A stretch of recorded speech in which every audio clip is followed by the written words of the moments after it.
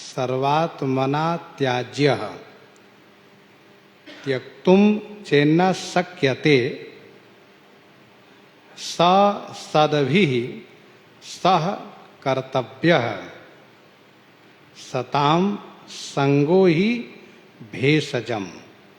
बड़ी अच्छी बात मंदालसा जी उस मुद्रिका में लिख करके बन को गई थी, जिसका अभिप्राय यह है, संग सर्वथा ही तज दीजे, संग सर्वथा ही तज दीजे, करिए तो सज्जन संग कीजे, भव भय सजन साधुन की संगति, बिनु या के जग नहीं और गति, कबहू न कछुक कामना करिए, करिए तो सेवा चित धरिए, हरि हरि जन सेवा की आशा, याते होत कामना नासा, याते होत कामना नासा।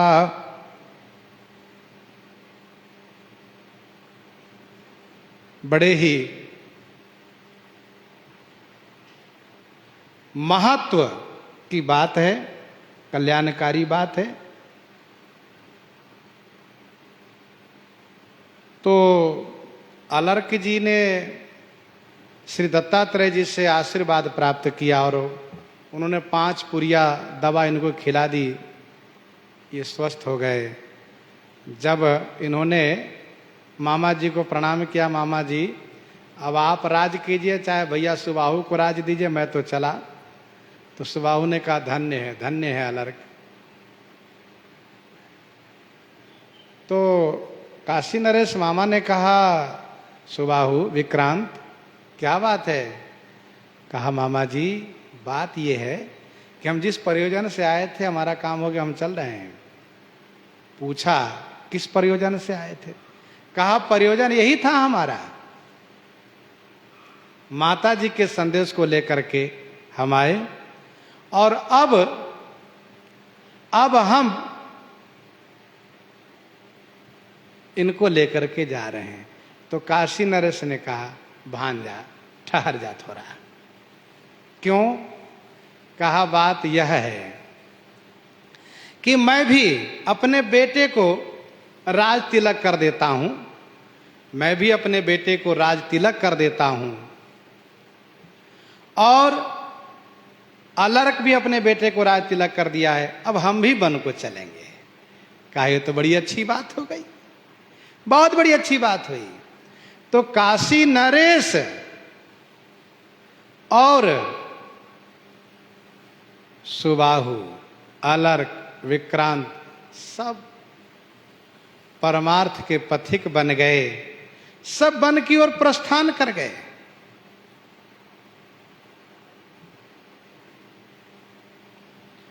एक बार की बात है, अलर्क जी कालिंजर पर्वत पर विचरते हुए देखा। एक बार अलर्क जी कालिंजर पर्वत पर विचरते हुए देखा, एक दिव्य सरोवर है और सरोवर के तट पर एक लाश पड़ी है और उसको खाने के लिए 2 पिशाच लड़ रहे हैं। 2 पिशाच लड़ रहे हैं आपस में। इन्होंने पास में जाकर के पूछा, भाई क्या बात है? तो उन दोनों ने कहा लाश एक है, हम चाहते हम खाएं, वे चाहते हम खाएं। तो अलर्क जी ने कहा लड़ो मत आप लोग, आप दोनों लड़िए मत, फिर एक लाश को खा लीजिए और एक मुझे खा लीजिए।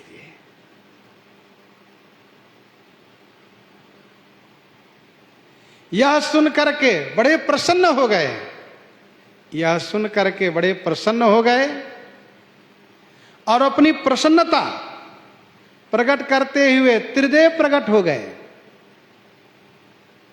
दोनों पिशाच और लाश गायब हो गए, त्रिदेव प्रकट हो गए।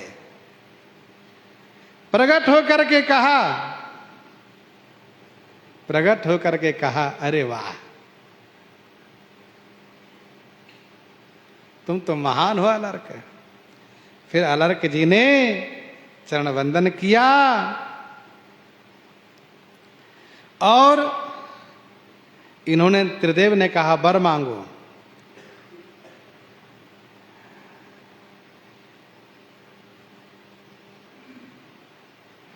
तब श्री अलर्क जी ने कहा, मेरे ऊपर कृपा यह कीजिए कि कोई जीव दुखी न होवे, यही मेरी इच्छा है, मुझे वरदान दीजिए। तब त्रिदेव ने कहा कि जो जीव कर्म करता है उस कर्म के अनुसार उसको कर्म भोग तो भोगना ही पड़ता है, कर्म भोग वे भोगेंगे,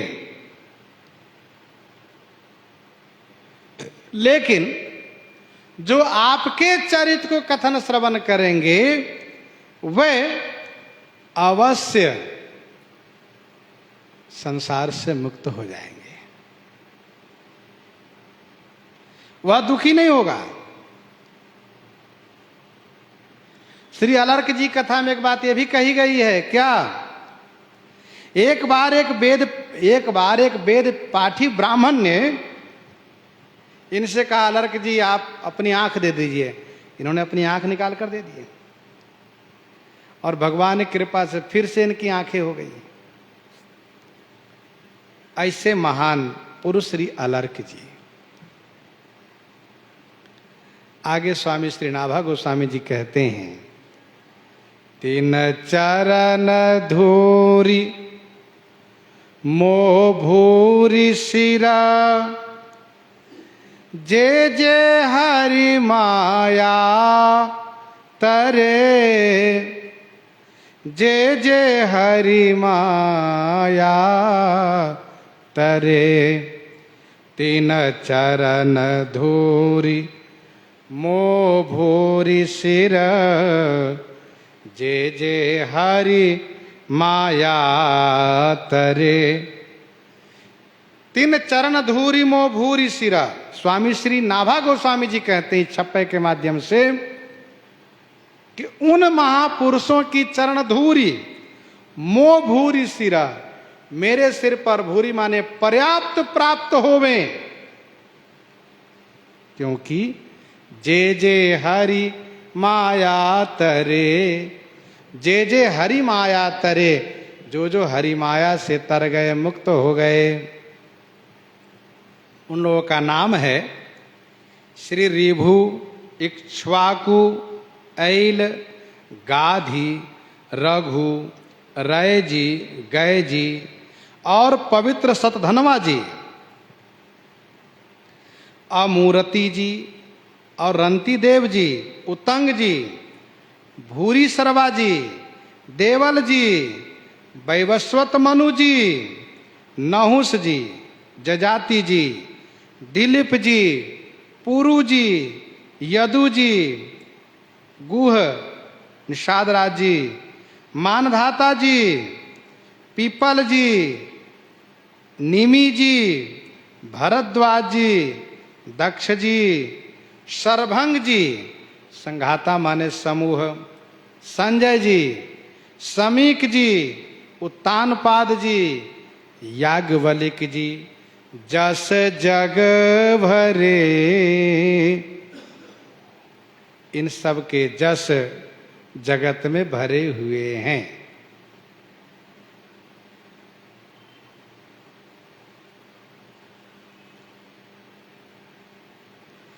तीन चरण धूरी मोह भूरी सिरा, जे जे हरि माया तरे।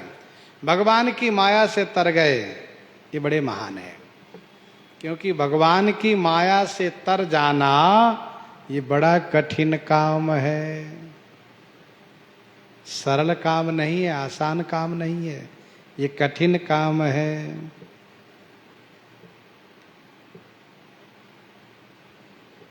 शिव बिरंचि कहूँ मोहि कोहि बपुरा आन, असजिय जानी भजहि मुनि मायापति भगवान। अति प्रचंड रघुपति कै माया, जही न मोह अस को जग जाया, जही न मोह अस को जग जाया। अति प्रचंड रघुपति कई माया, जही न मोह अस को जग जाया।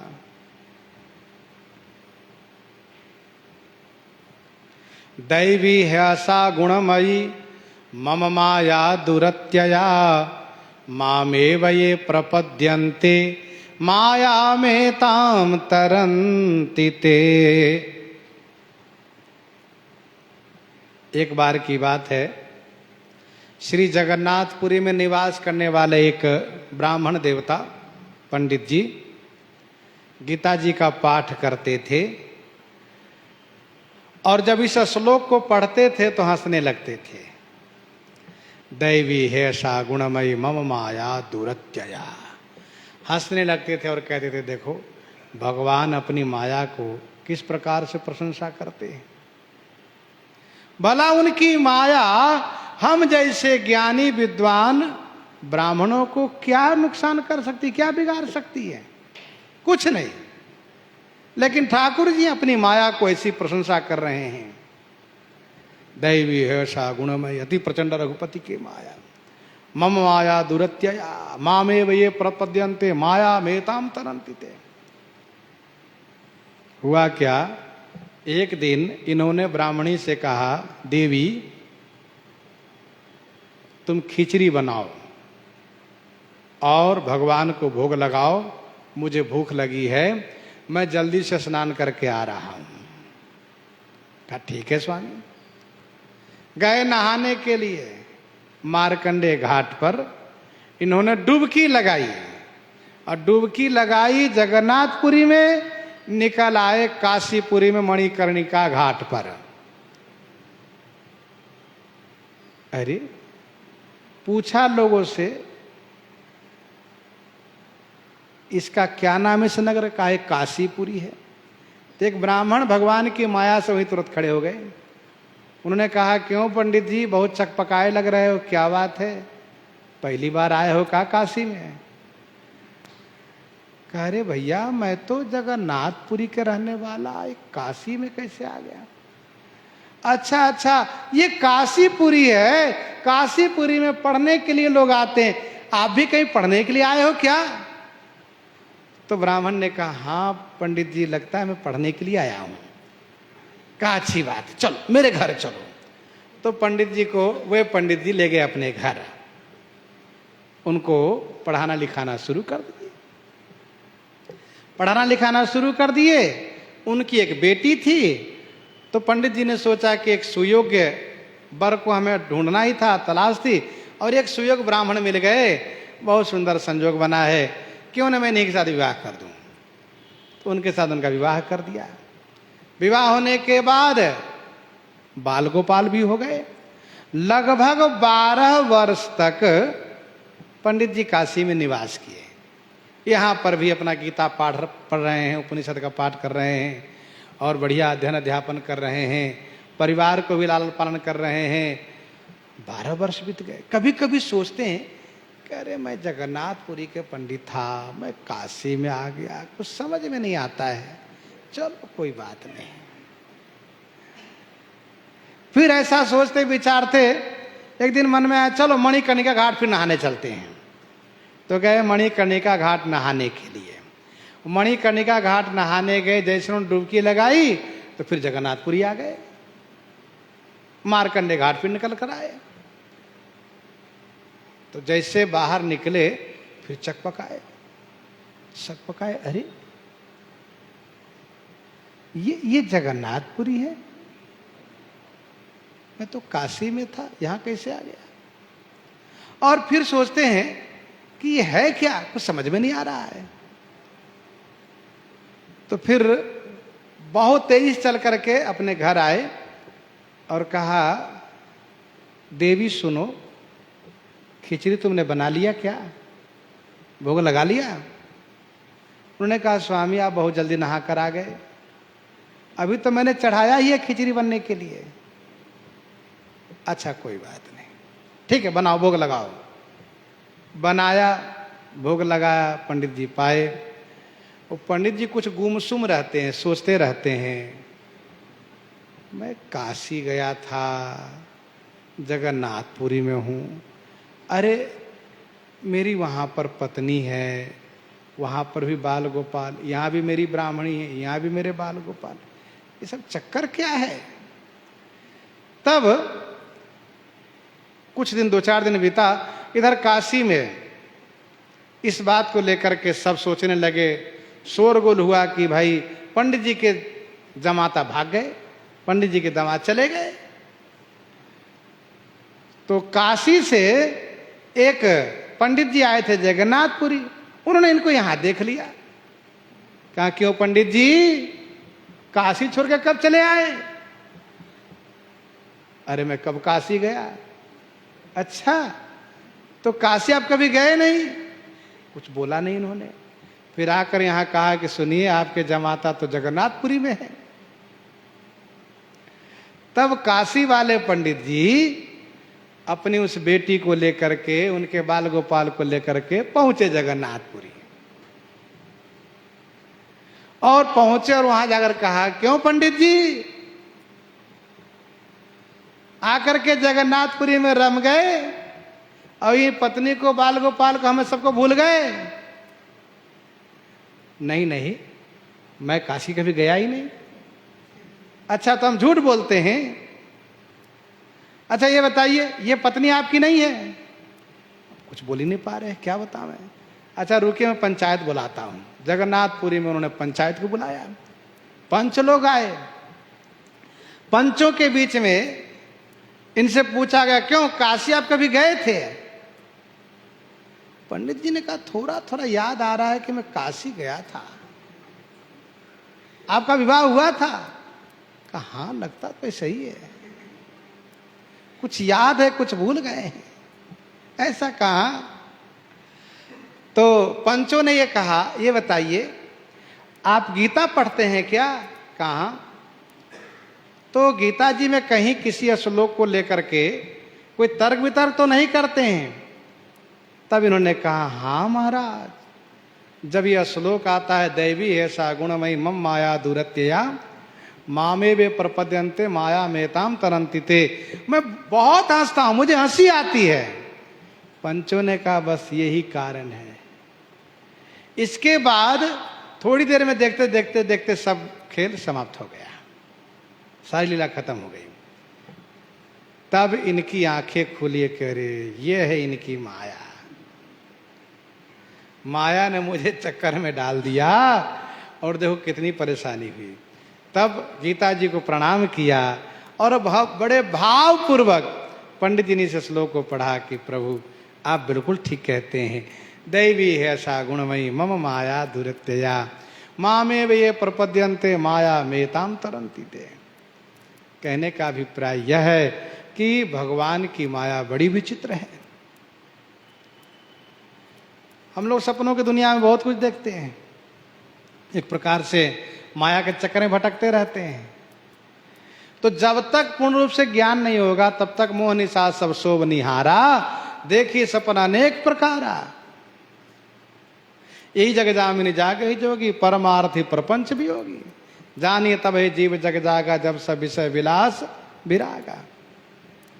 और देखिए सपना अनेक प्रकारा में क्या देख रहे, धन धाम धनपुर परिवार सरग नरक जा लग व्यवहारू। देखिए सुनिए गुनिय मन माही मोह मूल परमारथ नाही, ये सब मोह के मूल है, परमारथ कहीं कुछ भी नहीं है। इस प्रकार से माया की विशेषता को कही गई है। स्वामी नाभा गोस्वामी जी कहते हैं हम इन सब के चरण रज को अपने सिर पर चढ़ाते हैं, जो उनकी दुस्तर माया से मुक्त हो गए हैं, तर गए हैं। वे जब कृपा करेंगे तो हम भी माया से तर जाएंगे, माया से पार हो जाएंगे। इस प्रकार से इन महान पुरुषों का लगभग 30 महापुरुषों का नाम स्वामी नाभा गोस्वामी जी ने लिया है। आगे कुछ लोगों के चरित्र को कवित्व के माध्यम से भी स्वामी प्रियादास जी वर्णन करते हैं। सो धीरे धीरे श्रवण करेंगे। इन्हीं के साथ आज सीताराम सीताराम सीता राम सीताराम सीता